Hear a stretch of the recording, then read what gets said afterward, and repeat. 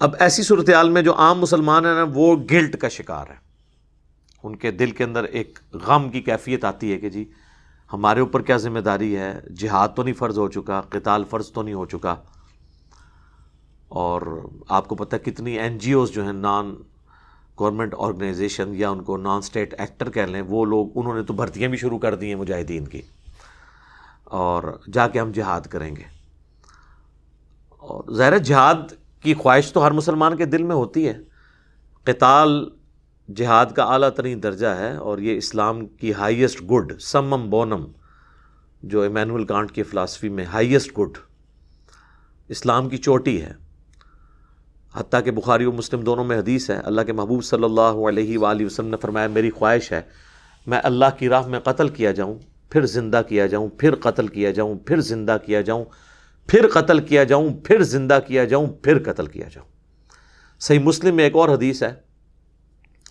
جس کے دل میں شہادت کی تمنا نہیں ہے وہ منافقت کی شاخ پہ مرا،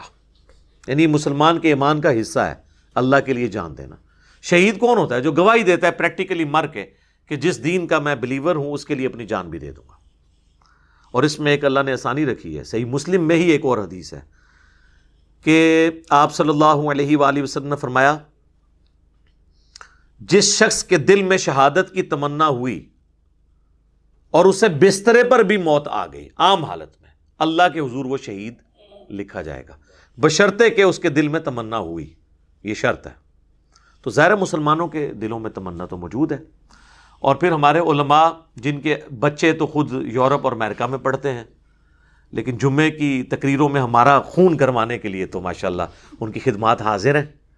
وہ بھی لوگوں کو کہتے ہیں جناب نکلو نکلو نکلو،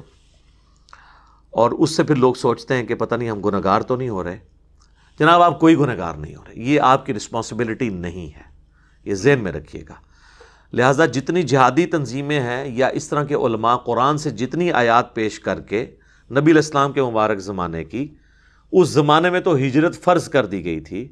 اور نبی علیہ السلام کے ہاتھ مضبوط کرنے کے لیے یہ حکم دیا گیا تھا سب لوگ مدینہ شریف آئیں، جو ہجرت نہیں کریں گے منافق ڈکلیئر ہوں گے۔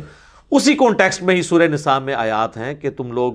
غریب لوگ جو کافروں کے قبضے میں ہیں اور اللہ سے دعائیں کرتے ہیں ان کی مدد کے لیے کیوں نہیں جاتے؟ ان آیات کو لے کے آج کے دور میں اپلائی کرنا، ان مسلمانوں کا کرنا جو ایک دوسرے کا گلا کاٹتے ہیں، تو ان کی کریڈیبلٹی کہاں تک ہے؟ اس وقت تو مسلمانوں کی تعداد تھوڑی تھی، تو ہر بندے کے اوپر جہاد کرنا فرض تھا۔ سیدنا عمر نے اپنے دور خلافت میں کوئی ایک جنگ بھی لڑی ہے؟ تو یہ آیات ان کو بھول گئی تھی، اس لیے کہ انہوں نے جنگ کے لیے فوج قائم کر دی تھی، کوفے کو فوجی چھاونی ڈکلیئر کر دیا تھا، قادسیہ اور یرموک میں سیدنا عمر خود نہیں گئے ہیں، آپ نے فوج روانہ کی ہے۔ تو آج بھی یہ فوج کا کام ہے، کسی جہادی تنظیم کا نہیں ہے کہ وہ پرائیویٹ مجاہدین بھرتی کرے۔ یہاں پہ آپ ڈنڈے، لاٹھیاں، زیادہ سے زیادہ کوئی رائفل اٹھا کے لے جائیں گے، ان کے پاس لیزر گائیڈڈ گنیں ہیں، ایئر سٹرائکس ہیں ان کے پاس۔ تو لہٰذا یہ بھی کہانی کرانی آپ اپنی عوام کو بند کر دیں، لہٰذا آپ لوگ گلٹ فیل نہ کریں، یہ ایک باقاعدہ پوری ٹریننگ کے ساتھ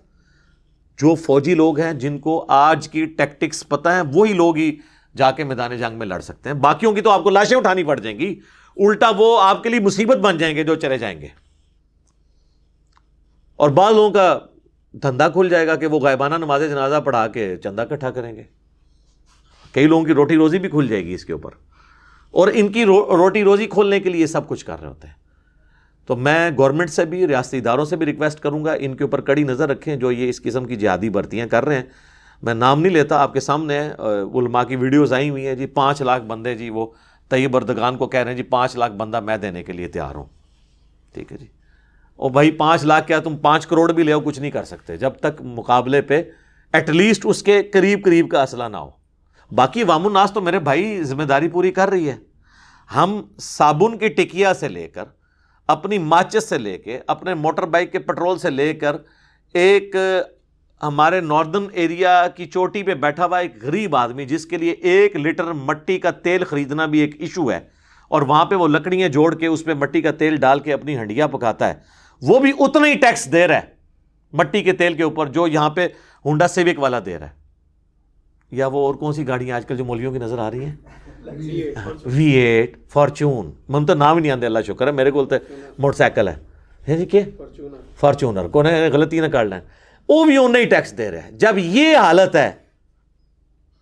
تو یہ سارے کا سارا ٹیکس جو لوگ کہتے ہیں ٹیکس نہیں دیتے, 40 انڈائریکٹ ٹیکسز ہیں جو ہر پاکستانی دے رہا ہے, آپ اس کی جیب سے اس کی اجازت کے بغیر نکال رہے ہیں. 40 کے قریب ٹیکسز, ہر چیز کے اوپر تو ٹیکس لگا ہوا ہے. تو یہ ٹیکسز سے ہی ہمارے ریاستی اداروں کے بجٹ میٹ ہو رہے ہیں. تو ہر پاکستانی آلریڈی جہاد میں حصہ ڈالے ہوئے ہیں. فوج میں بھی تو سارے بندے تو نہیں آگے جا کے لڑتے, آگے جو جا کے لڑ رہا ہے وہ یہ کہہ سکتا ہے یہ پیچھے جو دوسرا فوجی روٹیاں لگا کے بھیج رہا ہے اس کی کوئی قربانی نہیں جہاد اور قتال میں, بھائی وہ روٹی نہ بھیجے تو بھوکا مر جائے گا آگے, اس کی بھی ذمہ داری ہے. اور جو روٹیاں لگا رہا ہے نا اس کو آٹا کون پرووائڈ کر رہا ہے, ایندھن کون پرووائڈ کر رہا ہے, اس کو مہینے کا خرچہ کون دے رہا ہے, میں اور آپ